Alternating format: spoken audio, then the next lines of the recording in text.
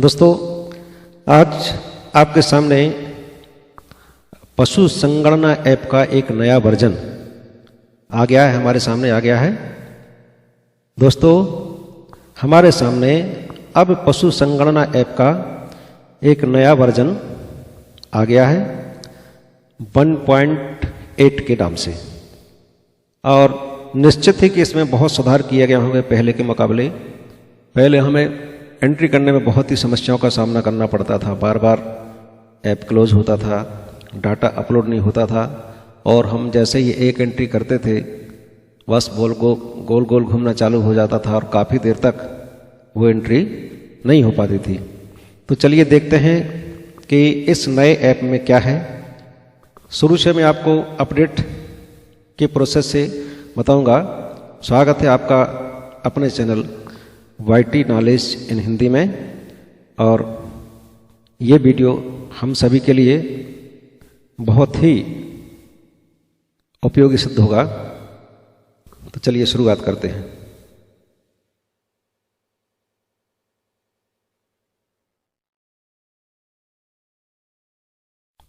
आप ऐप को अपडेट करने के पहले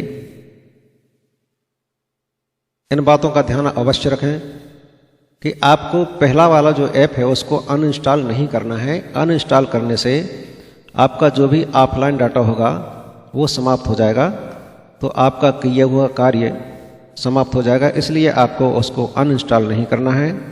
आपको सीधे प्ले स्टोर पर जा कर के, और जैसे ही आप सेंसस ऐप उसमें डालेंगे और वो ऐप सामने आ जाएगा, उसमें अपडेट का ऑप्शन आएगा, और बस हमें अपडेट के ऑप्शन पर क्लिक कर देना है। तो ना आपको उसका डाटा उसको पहले अनइंस्टॉल करना है, और ना ही किसी भी प्रकार के उसके डाटा से छेड़छाड़ करना है। हमें सिर्फ एक बात का ध्यान अवश्य रखें कि आप इसका जो यूज़र नेम है और पासवर्ड है वो अपने पास लिख के रख लें, ताकि अगर फिर से वो यूज़र नेम पासवर्ड मांगे तो किसी प्रकार की मिसिंग ना हो। तो चलिए हम प्ले स्टोर पर जाते हैं। ये प्ले स्टोर पर क्लिक किया और ये हम पहुंच गए।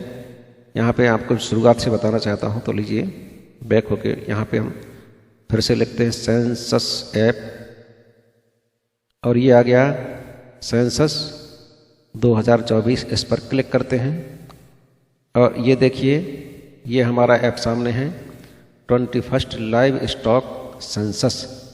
ये अपडेट का ऑप्शन है, इस पर हम क्लिक करते हैं।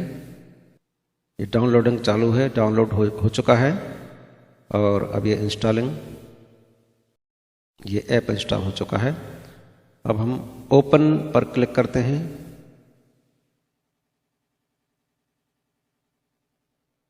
ओपन पर क्लिक किया और ये पहले से इसमें हम लॉगिन थे ही, तो इसमें फिर से उसने लॉगिन नहीं मंगाया है। तो दोस्तों, इस तरह से हमें इस ऐप को अपडेट कर लेना है। अब हम ये देखते हैं कि इस अपडेटेड ऐप में सुविधाएं क्या क्या हैं। तो ये देखिए जो जानकारी प्राप्त हुई है उसके अनुसार सबसे पहला ऑप्टिमाइजेशन ऑफ ऑफलाइन फंक्शनलिटी। मतलब ये है कि अभी जब हमारा नेटवर्क वीक होता था तो ये एप्लीकेशन ऑटोमेटिकली ऑफलाइन मोड में चली जाती है, और उस समय अगर हम डाटा फीड करते थे तो डाटा फीड करने में विभिन्न प्रकार की परेशानियाँ आती थीं। बड़ी मुश्किल से वो डाटा को एक्सेप्ट करता था ऐप। मैं खुद जब मैंने इसमें फीडिंग की तो 2 एंट्री करने में कम से कम आधा घंटे का समय लगा। इस तरह से इसका जो वर्क है अब ऑफलाइन मोड में थोड़ा अच्छा हो जाएगा। दूसरा है एप्लीकेशन स्टेबिलिटी चेंजेज। मतलब ये जो एप्लीकेशन है अब पहले से अच्छी तरह से कार्य करेगा। अब ये हम जब इसमें फीडिंग करेंगे नए सिरे से तो हमें ये जानकारी मिलेगी कि बाकी में इसमें कितना सुधार हुआ है। तीसरा, drop down added for rejection reasons for village in case of partial rejection of village. हमने किसी विलेज की डाटा एंट्री को हमने सुपरवाइजर के पास भेज दिया है। अब उन्होंने अगर कुछ हाउस होल्ड की जानकारी को रिजेक्ट किया तो उसकी जो लिस्ट है वो हमें अपने ऐप में दिखाई देगी। ये सुधार इसमें किया गया है। Sorting of house hold incomplete house hold will appear on top of the household list in online and offline mode।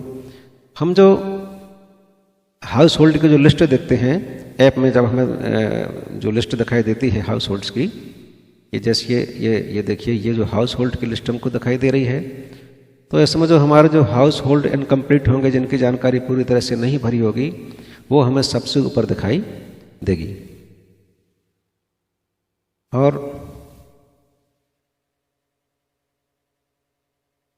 Eight poultry count increased at accept 7 digits numbers. इसमें हम पोल्ट्री की जो जानकारी है इसमें डिजिट से बढ़ाया गया है। ये अब कितनी संख्या तक इसमें दर्ज कर सकते हैं, 7 डिजिट्स तो बहुत हो जाते हैं, फिर भी ये जब हम इसका उपयोग करेंगे तब हम समझ में आ जाएगी बात। छठवां है resolution to the scenarios wherein some users were not able to log in due to। अगर आपको किसी प्रकार से लॉगिन करने में इसमें अगर समस्या आ रही थी तो उसमें वो समस्या का समाधान इसमें किया गया है। तो ये इस प्रकार से इस अपडेट में ये सुधार किए गए हैं। अब इसका हमको वास्तविक ज्ञान तभी होगा जब हम इसमें एंट्री करेंगे, तो हमें रियलिटी का पता चलेगा कि कितना सुधार हुआ है। तो दोस्तों, आपको ये ध्यान अवश्य रखना है, पहले भी मैं बता चुका हूँ कि अपडेट करते समय आपको उसके डाटा से छेड़छाड़ नहीं करना है, ना ही आपको अनइंस्टॉल करना है, सीधा आपको ऐप को अपडेट कर लेना है ताकि आपका डाटा किसी प्रकार से खो ना जाए। तो ये इस अपडेट के संबंध में जानकारी थी। तो मेरे चैनल पे आपको जानकारियाँ तुरंत और सही तरीके से उपलब्ध होती हैं। उम्मीद है आपको वीडियो अच्छा लगेगा, तो चैनल को सब्सक्राइब अवश्य कर लें ताकि जो भी जानकारी है आपको समय से उपलब्ध हो सके। बहुत बहुत धन्यवाद। नमस्कार।